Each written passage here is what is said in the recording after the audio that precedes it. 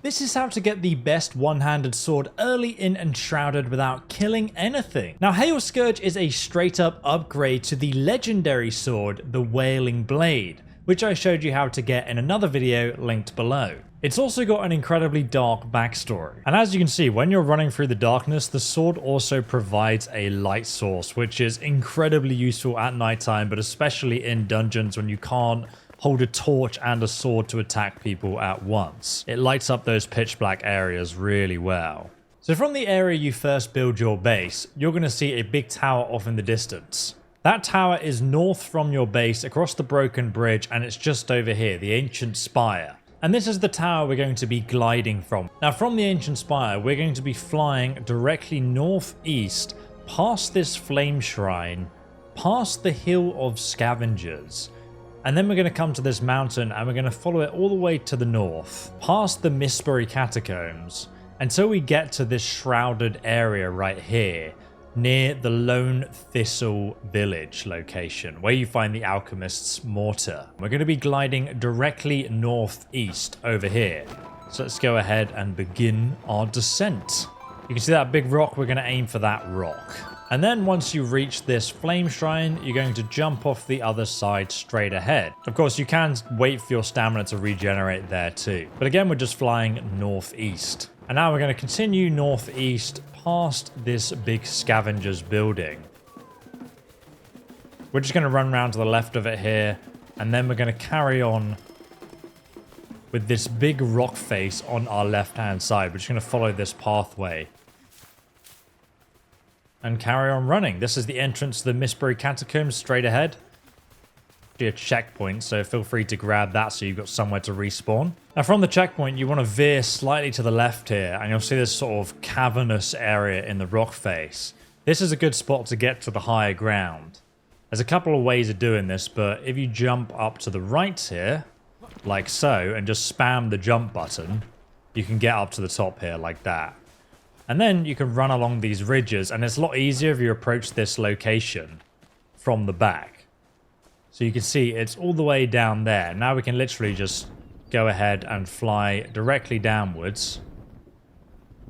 And then just stop over here. And then we can work our way down slowly and carefully.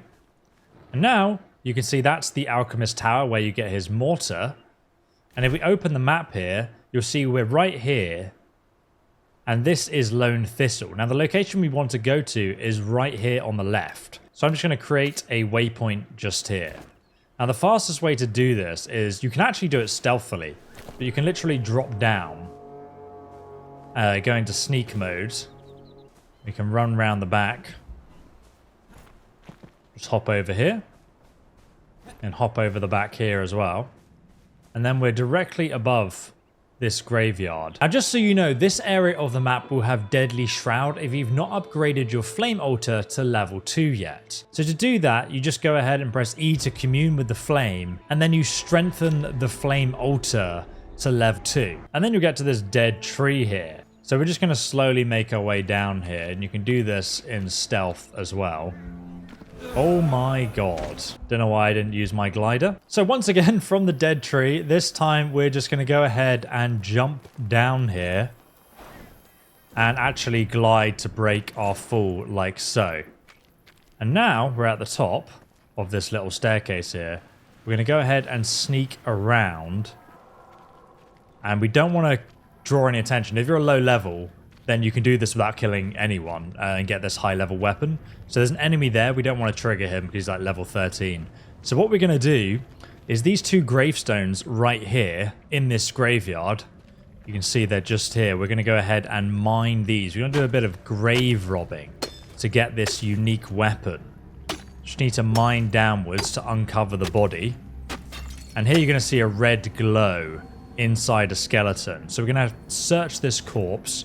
And now we have the Hailscourge, a level 11 melee weapon that does 26 damage. And I'm going to show you what happens if you upgrade this in a moment, because it's definitely worth doing. There's also a health potion here as well if you need it. And right next to it, we have another body that we can go ahead and dig up, as you can see. And here we get some Shroud spores and torn cloth. And there's actually some honey right in front of us, which is great for combat. So let's pick that up. And now what you should do instead of running out and killing this guy, if you want to fast travel away, is just walk around this big glowing mushroom so it doesn't explode, go up the stairs, and we're going to run past these two plants towards the alchemist's house, which is just in the distance here.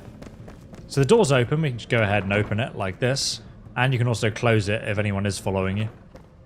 And now, by the way, if you don't have the mortar and pestle, it is downstairs, but I've already picked it up on this character.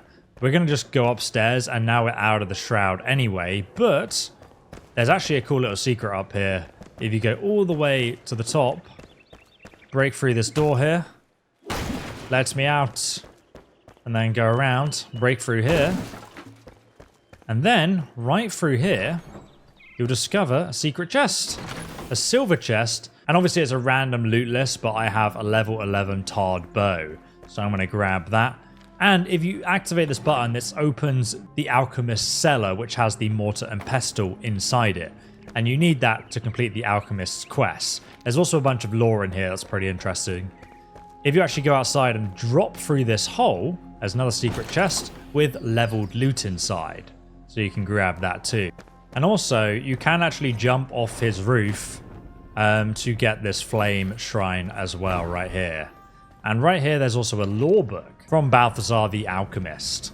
And by the way, you can come back to this location and get multiple of this unique sword. Now we go ahead and talk to the blacksmith, we can actually upgrade this weapon. So once fully upgraded, Hailscourge will be a level 15 weapon that does 32 damage a hit and a bunch of blunt damage. But you should know that the wielder of Hailscourge will be cursed. Now to find out just what that means, we need to search the nearby house that had the spitting flowers on it.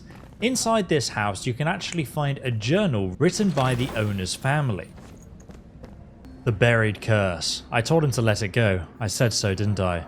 Family curse wouldn't take him, and it did. It wasn't me, 'twas the curse. It took Wilma over time, and now Casper too. I told him to let the sword go. A fight, a flash, and after the scuffle, Casper fell silently onto the ground. I shook him, no response. He rests under the family tree, next to Wilma, clutching the cursed thing. I never want to see it again. Grave digging does indeed have its perks. Under the family tree in Lone Thistle, a cursed family heirloom was found. A strange energy radiates through it. Apparently the blade is cold to the touch and weighs heavily on the mind when you're wielding it. Now despite its history, the weapon has no negative gameplay effects, but if you're looking for a great shield to complement this weapon, you can get the Queen shield by following this other video guide linked below.